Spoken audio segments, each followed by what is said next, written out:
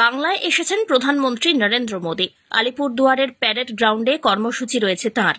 মোদীর এহেন হঠাৎ সফর ঘিরে বঙ্গ বিজেপিতে উত্তেজনা তুঙ্গে। উত্তরের 2 জেলার জন্য যে প্রকল্পের শিলান্যাস করতে চলেছেন মোদী, 2026 সালের নির্বাচনে তাকেই প্রচারের অস্ত্র করার পরিকল্পনা নিয়েছে বিজেপি নেতৃত্ব।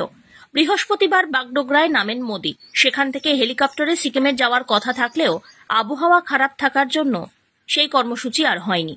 দুপুর 2টো নাগাদ আলিপুরদুয়ারে পৌঁছানোর পর প্রথমে প্যারেড গ্রাউন্ডে প্রশাসনিক মঞ্চে তিনি যেতে চলেছেন। সেই মঞ্চ থেকে আলিপুরদুয়ার এবং কোচবিহার জেলার জন্য নগর গ্যাস সরবরাহ প্রকল্পের শিলান্যাস করতে চলেছেন মোদী। জানা যাচ্ছে ওই প্রকল্প মূল্য 1010 কোটি টাকা। 2 জেলায় 2.5 লক্ষ পরিবারকে পাইপলাইনের মাধ্যমে রান্নার গ্যাস দেওয়া হবে। বাণিজ্যিক প্রতিষ্ঠানেও পাইপলাইনে প্রাকৃতিক গ্যাস সরবরাহ করার বন্দোবস্ত হবে। 19টি সিএনজি স্টেশন তৈরি হবে এই প্রকল্পের আওতায়। এরপর 3টে নাগাদ জনসভার মঞ্চে পৌঁছবেন মোদী। মোদী এবার ঠিক কি বলবেন, গোটা রাজ্যের বিজেপি কর্মীরা তাকিয়ে আছেন সেদিকে। আলিপুরদুয়ার ছাড়াও জলপাইগুড়ি, কোচবিহার, শিলিগুড়ি, দার্জিলিং সাংগঠনিক জেলা থেকে বিজেপি কর্মী সমর্থকদের মোদীর সভায় নিয়ে যাওয়ার চেষ্টা চলছে। 2 দিনাজপুর এবং মালদা থেকেও আরো বেশ কিছু বিজেপি কর্মী সমর্থক আলিপুরদুয়ারে পৌঁছেছেন।